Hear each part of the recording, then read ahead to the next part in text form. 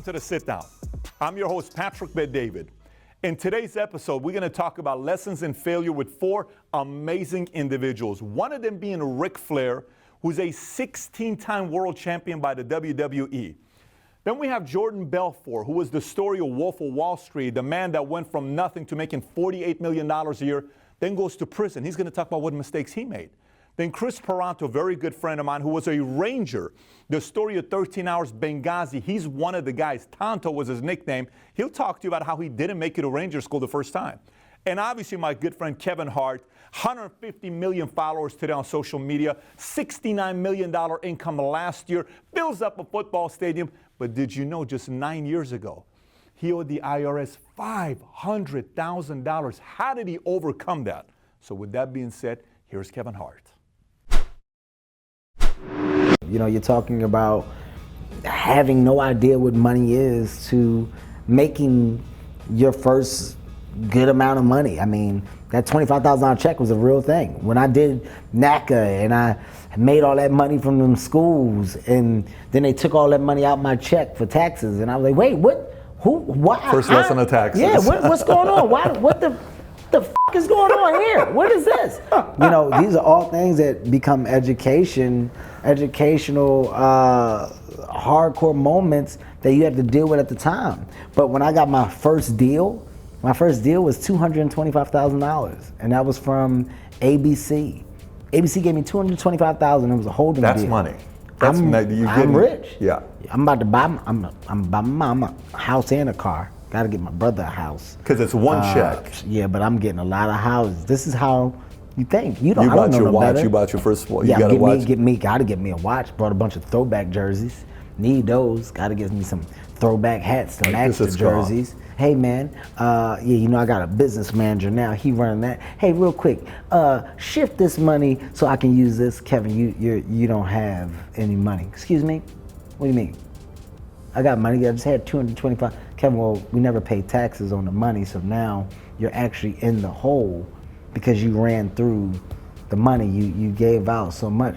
Well, then why didn't they take it out the check? You said, well, you're incorporated. Well, you didn't explain to me what that meant. Well, Kevin, we assumed that you understood what that was when we did it. So what you saying? Well, you owe $125,000. Huh? And they're saying that you never paid on the other money that you made from previous pilots and television gigs. So I ended up being in a hole. What year is this? This is 05? This is, when did I do Grown Little Man? That was when I was at my brokest point, when I did Grown Little Man. Whenever I did Grown Little Man, that was when the money was so, that's when it was like, well, I bounced checks. I'm curious to know what year this is. What year? 09. This is 09. 09, that's when everything hit the fan. I owed the government an absurd amount of money. I was like, what? I don't understand what happened to the money that I had. I looked up, I couldn't even tell you where it went. Where is it? I just remember seeing a bunch of jerseys and sneakers. 9 years ago. Yeah.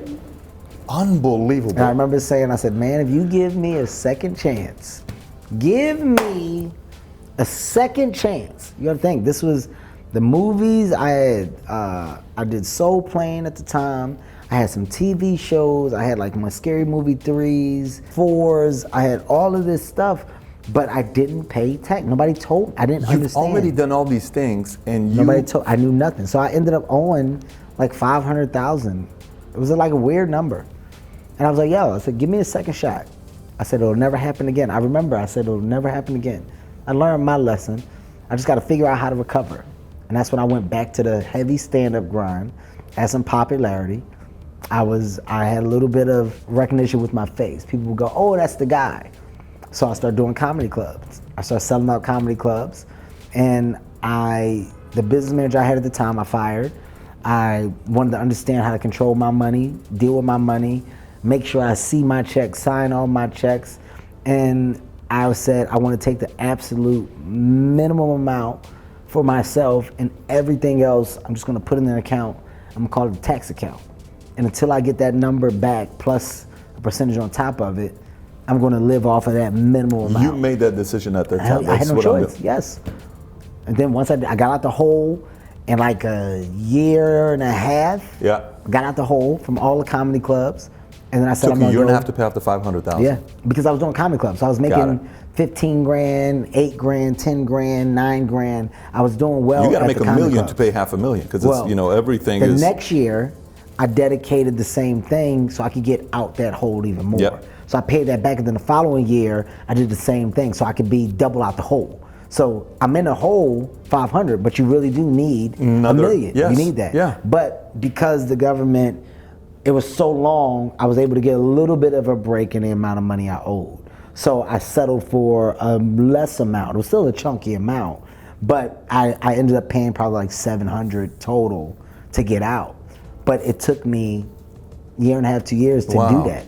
And then once I got out, I said, oh, never again. How are you handling it at that time while you're performing? Like, are you, because this is pressure. This is a pressure type situation. Well, So you've when- seen the worst. It's no pressure, you've But seen when the you're worst. performing, you're not even thinking about it. You're No, performing. You're I've just, se- I have a game plan. I'm going to go hit it. I'm going to make that money back. And I've seen the worst. got it. What else can happen? Just 9 years ago. Yes, I faced the worst. I saw it. Oh, that's what it looked like. There it is. That's what don't have nothing look like right there. Uh-oh. I don't want to see that shit again. If you were to change 2 or 3 things for this to have lasted, what would those 2 or 3 things be? Like, Number one for sure would be the delaying the gratification.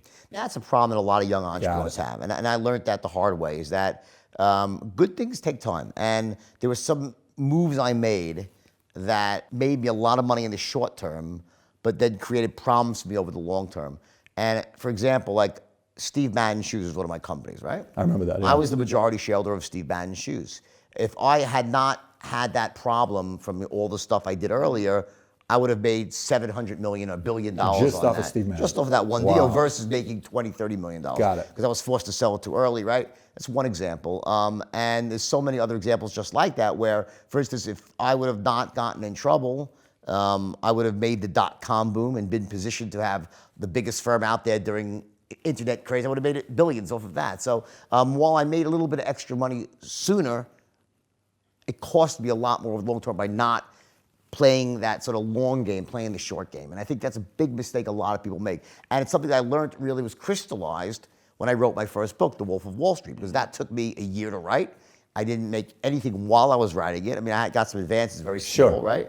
And then, lo and behold, over years, it turned into this amazing thing that just spawned an entirely new life for me. So I think that it was a classic example of something that you work really hard on something and it pays off down the road. So I think it's one major thing is that. The second thing is that I think that a lot of young people, it's not because they're bad, or it's not about that, because I was a really good kid from a great family, never got in trouble. you never got in trouble. No, it was not. No, I never got no, nothing like that at all. No, never got, went to jail, never. I mean, your dad, from the way it was pictured, your dad was trying to protect you, right? A lot of accounting stuff. I and- wasn't from that kind of family. Yeah. This was a really good family, Yeah. right? Often you think when you're younger, or even when you're older, if you haven't had this lesson taught to you the hard way, is that I can be half pregnant when it comes to ethics. In other words, I can be ethical, but maybe I could step over the line Yeah. once and get away with it. Yeah. The problem with that is that when you step over the ethical line once, your line of ethics moves a bit. So next time you step over, you'll step a bit further over That's the line. such a good It's point. Further. So with me, you know, I became desensitized to essentially right and wrong behavior. And it's very easy on Wall Street with a lot of people. As we found out in 2007, it wasn't just me, it was everyone. Oh, even, but 50 times bigger than what you were doing. Some of these guys cost a lot of people The money. point is, I always say everyone's doing it. That's no excuse Sure, for me doing it. sure. I did what I did. It was wrong. Yeah. But the point was, it's very easy to point and say, well, everyone's doing it. So you have to. That's such a good point. You have to maintain your ethics. You Yep. really do. There's no. How do you do that? It's very simple. It really is very simple. You just don't take the first step. Got it. That's it. And that's the secret. There's no way you can't like just take a step and dabble and then be a good person. It's very, very hard. You get think sucked once in. you go in, it's harder to come out of it, like to make a major shift out of it? I don't think it's hard. I think it depends on how you were to start. In other words, if you were unethical your whole life, Yeah. then that's who you are. Got For it. me, I was an ethical person. I never had a problem before. I never had a problem after. For me, it was very easy to find my ethical way because in my heart of hearts, that's who I was. Wow. So who you surround yourself with is going to impact you. And I really made some bad decisions in who I surrounded myself with. I just did. When people tell you you're the king, or you're this, you're that. When I was 4, that was intoxicating. You know, all these young kids all looking up to me. I didn't handle that well. I thought you start to think that the normal rules don't apply to you. Which is why this time when all the success happened with the movie and all the speaking, it didn't affect me at all. Like it didn't. You were used to it. I knew it, with or without it, I was still who I was. Right. The first time around, you really start. Did you also? Is it also different because you had different people in your life, like your wife? Oh, for sure. Yeah. For sure. It's a combination of those Sure. things. So it's who you associate with. It's understanding not to take the first step. And people say, well, how do you know? Well, you know. You know, there's this feeling you get in your stomach. I think most, unless you're a sociopath, you know when you're not doing the right thing. You get this sort of feeling, maybe this, if you got that feeling, you're probably not doing the right thing, right? And then you have to be careful not to use the power of rationalization because the human brain is incredibly adept at rationalizing. So you got to avoid that. And, all in all, I think, for me, I'm fortunate that it ended up, I got a second chance. And that worked out really well. But for many people, you don't get. That's right. Just don't put yourself behind the 8 ball. Like, avoid that. I don't mean don't fail. Fail. You should fail. Everyone should fail. I believe that. I learned more about when I failed than when I succeeded in business, right? But going out there and losing your ethical way is a choice that you make. And I don't care if I'm not saying don't do drugs. I'm sober, but I'm not like don't do drugs. I'm talking about actions that impact other people negatively. You get it? That doesn't end well. And you really have to realize there is this sort of energy in the universe, and there is karma, and you want to be on the right side of that equation. For me, the best thing that happened to me is joining the military. I was a 1.8 GPA kid. I went in, I came back, and I think a lot of undecided 18-year-old boys today need the Army for a couple of years just to kind of, whatever branch it is to go through. How do you apply Ranger School to everyday life? How do you apply SEAL training to everyday life? I didn't want to do that. I wanted to say, guys, I'm like everybody else. I failed just like everybody else. So it's more of failing even when I was a kid. What did I fail at? What did I fail here? I got kicked out? I got kicked out of the Army first time I was in. First time I was in, I got booted out of the Army. And what did I do? I went to grad school. I took my GRE and I went to grad school because I had to take 2 years off. I couldn't reapply for the military. How old are you at this time? I was 27 at the time. I went to grad school, got my master's degree. I enlisted back in, and because I heard my dad's voice is saying, "If you start something, son, you finish it." I said, "We aren't superhuman. We're not any different than anybody else. We failed just like everybody else. The only difference is we learn how to pick ourselves up and to continue to keep moving. That's it. All that is take one step back, go 2 steps forward. That's what we do, and that's what the Ranger way is about. It's about learning how to fail, which today's youth actually needs that. I don't think most people know what is Ranger School like. Why don't you talk a little bit about the Ranger program? And being Ranger qualified, having the Ranger tab, going to Ranger School doesn't mean you're a Ranger. You're Ranger qualified. It was something you earned going through what we had. We called it Ranger Indoctrination Program, which is 3 weeks of basically just hell. Then you get to your battalion. Then you have to prove yourself again, and you have to be a private and being an untabbed private at the 75th Ranger Regiment, at least when I was in, I'm sure it's the same now, it's awful. We got hazed every day, it was awful, but they have to see if you want to be there, because if you can't take that in peacetime, you can't take that when you're back in the States, how are you going to take it when you start getting shot at? And that was the best thing that could happen to me. You get your level knocked down, but you have to prove yourself physically and with your weapon systems and mentally and emotionally, and then you can go to Ranger School. You go to pre-Ranger for 3 weeks. They're teaching you the small unit tactics, they're teaching you infantry tactics. You get to eat a little bit, but you're not getting any sleep, so that's 3 weeks. Then you go through 0 week, which is basically your pre-week waiting for all the infantry officers to get there. So basically it's just another week of hell at Ranger School. Then the IOBC guys, infantry officers come in, and all the officers come in, and you start actually doing Ranger School. And that's 2.5 months. And it's, if you go straight through, you may recycle. Give me some of the crazy things you guys were doing. Well, you're not sleeping. I remember if I got 4 hours of sleep in one night, that was good. I do remember specifically. If you got 4, that was good. If you got 4. I do remember specifically that there was one time we were walking and we were at Benning Phase, and I remember, and we saw the old NODs, the old cycloptic 7 Deltas, the old single, and they're heavy.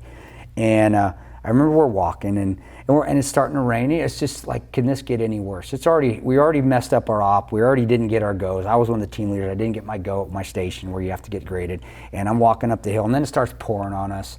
And then you just start falling over each other, and you're just like this, and I'm like, holy crap, I'm like a week into this shit. I still got, and then I fall on my face. I remember, I think that the 7 Deltas imprinted themselves, the serial number imprinted itself on, even with I had my Kevlar on, it still went smack. Wow. Right? And it's just little things like that. That's what Ranger School, I tell guys, Ranger School isn't it's like little hits every day until you just want to, I want to quit. And then towards the end of it, I remember Florida phase, there was one specific, and I actually talked about this in the Ranger Way. It was our last hump back. It was about 12, 13 miles. We have one more hump where we've got to do a ruck march back, and then we're done. I'm done. How much are you carrying at this At this point in time, actually, I was carrying, it was about 70 pounds, and I had the 240. Because the last hump, and I'm coming back, and I remember that I started to fall behind, and I'm strong. I'm a strong ruck marcher, at least at that point in time. I don't fall back. I don't ever have problems ruck marching, and I'm falling behind everybody, and we're at 6 miles in. We still got 6 miles to go, and I can't keep up. How is it? Is it hills? Yeah, no, you're going hilly, and my shoulders are screaming, and I never feel like this. And there was this one guy from IOBC that I had helped through. I carried some extra stuff when he was falling behind. Not that you guys know this, but I would smuggle a couple hua bars every once in a while. And I knew the supply started in Florida, and he would kind of hook. But I gave him to the squad, so I fed him a little bit. Wasn't physically strong, just could push himself. And there was a couple times where I just like, you're an idiot. I would talk down to him because you just get mad, you get angry, especially when you're hungry and you can't sleep. And you don't sleep. Well, I remember he could see me falling back, and I mean, come on, I'm almost done. 6 miles, I'm not gonna make this. And I don't fall out of ruck marches. I can do, this is easy. And he came up to me and he goes, hey man, he goes, can I take that from you? It humbled the hell out of me, because I'm like, holy crap, this guy. He said it to you? He came to me. Wow. It almost brought tears in my eyes, because like, holy crap, I've been giving you shit, dragging you along, telling you to get your ass up, and then you're gonna actually be a bigger man, and you're gonna come and say, hey, can I take that from you? And he traded me. He took the 240, and I had the only sleeping bag that the squad had. We carried these sleeping bags just in case somebody got hypothermic. We never got to use them. I just had to carry it. So I had it all discombobulated on my ruck. So that's why my shoulders were all screaming, because I wasn't sitting right.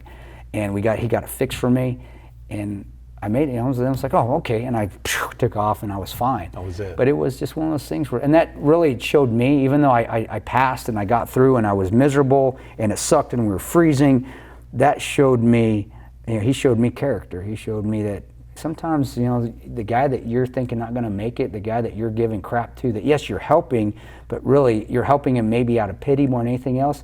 He's the one that's going to come in, he's going to be able to take the onus, and he's the one that's going to get you through. That's a trip. It was humbling. It was amazing. What would you say McMahon did to your world? Okay, in 1992, I owed the IRS 230 grand. I was in Tokyo. I couldn't sleep. I was drinking myself to death. I called him. I said, can I have 230 grand? He said, yeah. I paid the IRS. 1992, right? Over my divorce, and there's been some other things, but I mean, he's never left my side. I mean, he and I, and it really came to surface how close we are when I was sick. Vince McMahon FaceTimed me and talked to me and called Wendy every day. This is a guy that needed me.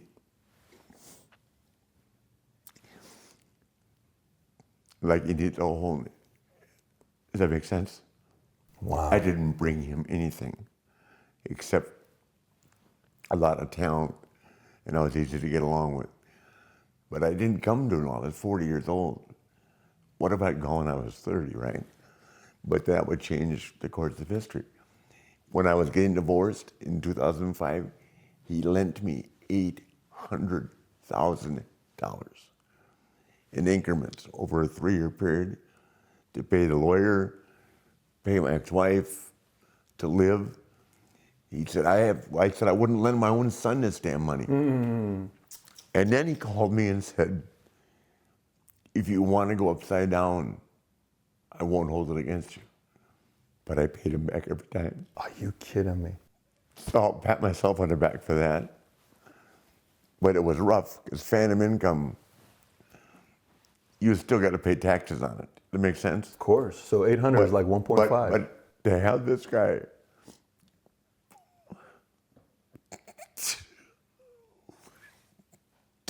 hard to explain. To have this guy call Wendy every day and check on me. And the first time I saw him, he had tears in his eyes too. What's up with that? I wish him Merry Christmas. He said, hell, you're not even supposed to be here this Christmas. I've asked him over the years, he knew I had self-confidence problems. And that's why Hunter and I right now are best friends. Every time he used to pull me aside and say, you can do this. I mean, here I am wrestling in my 50s against a guy that's 24 years old. And I could still do it physically, but here I had lost it, my self-confidence. You physically can do this, mentally, you're gonna fucking do it. Excuse me, I know you can't use that word. That's all right. And that's why, Hunter's my best friend. You could tell when he talks about you, like you could see it in the eyes. Yeah. He loves you. And this is the guy that he has got so much on his plate. You know, he's being taught to be the next guy. He runs NXT. Mm-hmm. He's an ambassador. He and Stephanie travel around the world. I've seen their schedules, representing the company. I mean, they don't just sit in a chair and push buttons and delegate authority. They are him. Vince, the hardest thing I would have to say I've seen over the years is him delegating authority. But that's who he is, and it's worked out for him. Does that make sense? Mm-hmm. Very few people does he trust, but when he does, he'll ride it out with you. I didn't mean to get so emotional, but I think about it, I go, why? Why would he give a shit about me? Says a lot about him and says a lot about you. You can't fake those tears, right? See, that's difficult. And the reason why I wanted to share this episode with you, this sit down, is because a lot of times people think these celebrities don't have any problems. Their life is all good. Everybody does everything for them. At one point, they had to overcome massive failure. And so will you. So with that being said, I want to hear from you. What was your biggest takeaway from today's episode? So this is The Sit Down. I'm your host, Patrick Bet David. See you next time. Take care, everybody.